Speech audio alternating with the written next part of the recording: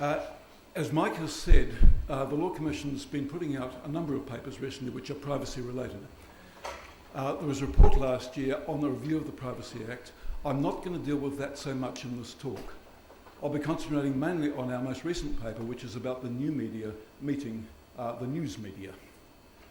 I will refer back to the privacy report from time to time because the two do sort of link up. But as far as the new media meets new media is concerned, that's only an issues paper. And we put it out earlier this year for comment. We've had a very good range of submissions.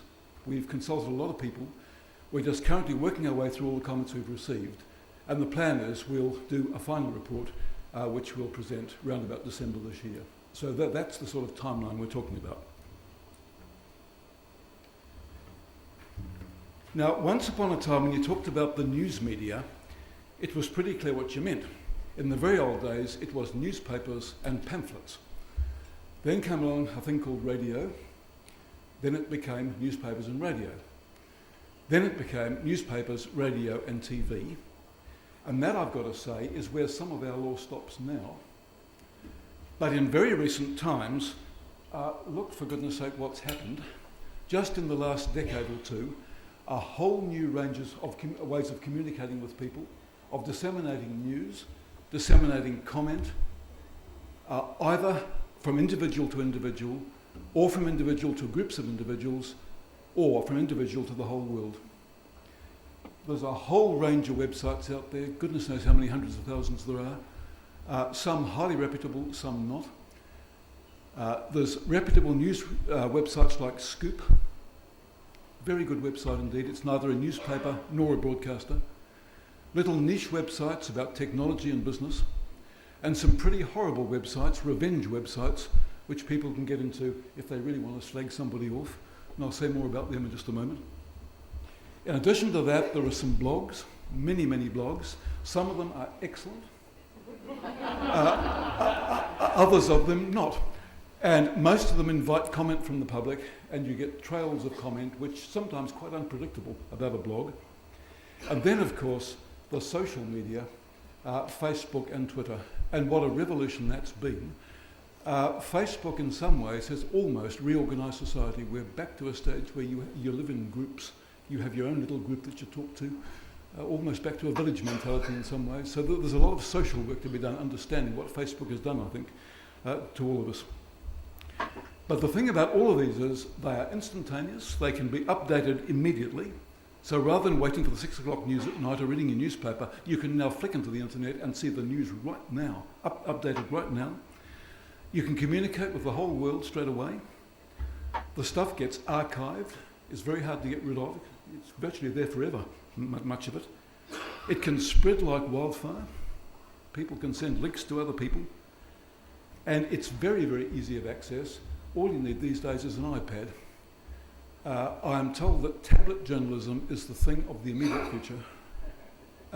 When you go to Britain, people don't buy newspapers much anymore. There's a few giveaways now, but the Times is a much slimmed down paper. People sit with their iPads and read newspapers on the net. That's what you do. Well, I want to talk first of all about our issues paper part 1, and this does hark back to our Privacy Act review of last year. And I want to talk particularly about this very interesting exemption in the Privacy Act. The Privacy Act exempts from its principles the news media so long as they're engaged in news activities. So that's, when you think of it, a very, very sweeping exemption. The principles in the Privacy Act do not apply to the news media while they're engaging in news activities. That's one of a whole raft of media exemptions in our law. There's others, for example, the media can't be thrown out of court when the rest of the public are. They can even sit in a closed court. They can be ordered not to report, but they have the right to remain there. They're exempt from certain provisions of the Fair Trading Act. They're exempt from some of our Electoral Act provisions as well. They can give news about an election where nobody else can. All of that reflects that the news media form an essential function in a society. They're about free flow of information. They're about being a watchdog and keeping governments and others accountable. and there shouldn't be too many impediments in their way. But for goodness sake, if they're exempt from the Privacy Act, nobody can possibly say they can thumb their nose at privacy. That would be a terrible thing. And the newspapers and all the other media really need to be held to account for serious breaches of privacy. Now, the way that's done at the moment is that there are two regulators, the Press Council for newspapers and the Broadcasting Standards Authority for the broadcasters, who have privacy protections in their code of ethics, and they can be complained to by members of the public, and they can make findings against the media who breach those principles. So that's the way the media are currently held accountable for privacy breaches. But you notice straight away that they apply only to newspapers, although the Press Council is prepared to extend its jurisdiction to newspaper websites, and it's done so. It's quite a flexible body because it's not set up by statute. The broadcasters can only deal, the BSA can only deal with broadcasters and only with broadcasts as defined in the Broadcasting Act. So television websites, most of the content on them is not adjudicable at all by the BSA, just not regulated at all. And most television websites contain a lot of stuff, a lot of online stuff, which has never been broadcast. Extended interviews, additional information, videos which have never been on air. Now, they're not regulated at all because the BSA simply has no power under its act to hear complaints about them. In addition, all of these news websites like Scoop, Info News, the aggregators like Voxy, MSN, all of those, they're not regulated by anybody either, simply because the Press Council has not yet extended its jurisdiction to them, although it probably could do so if it was asked to. So we've got whole gaps out there where certain types of the media are not regulated at all. So I flip back to that. When we say under the Privacy Act, the news media are not subject to the principles of the Privacy Act, how are we going to define news media? Does it include all of these new media or does it not? Now, what we would argue is that any kind of exemption from the law, including the Privacy Act, assumes responsibility.